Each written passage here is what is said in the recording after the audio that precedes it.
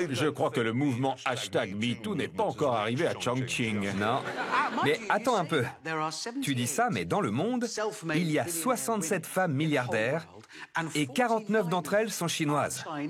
Oui. Mais elles seraient plus nombreuses si certaines n'avaient pas été écrasées. Ouais. Bref, est-ce qu'on peut parler de cette Honky? Oui, je savais que tu voudrais en parler. Elle te ressemble. Elle est intéressante.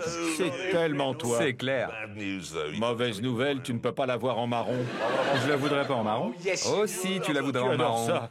Tes voitures sont grises et vert foncé. Les miennes sont bleues, vert pomme, rouge et orange. Les tiennes seront... Je ne peux pas voir dans ton esprit, et je ne suis pas sûr d'en avoir envie, mais je te connais, James May. Et quand tu vas t'endormir ce soir, tu vas rêver d'une Honky marron. J'en suis certain. Bien sûr.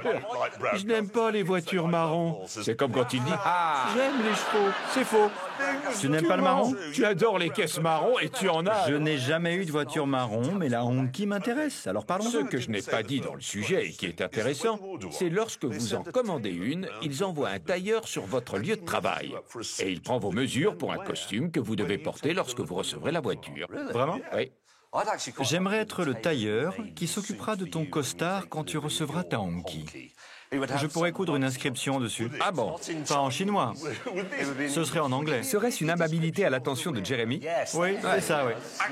C'est marrant que tu parles de ça parce qu'en Chine, les gens aiment bien porter des habits avec des inscriptions en anglais. Et ils n'ont aucune idée de ce que ça veut dire. À un moment, j'étais dans les bouchons et il y avait une femme juste à côté, dans un bus. Et c'était une quinquagénaire tout à fait respectable, qui devait sûrement se rendre au bureau. Elle portait un chemisier blanc à fleurs rouges. Et j'ai pris une photo. La voici, vous allez pouvoir la voir. Il y a écrit « C'était un connard ». J'adorerais voir sa tête quand on va lui expliquer ce qui est écrit sur son chemisier. Ouais. Et le plus incroyable, c'est que c'est exactement la phrase que je voulais coudre sur ton costume. C'est ça. Elle le savait. Elle le savait. À présent, j'aimerais reparler des voitures, parce qu'il y a des chiffres ahurissants quand on parle d'automobiles en Chine.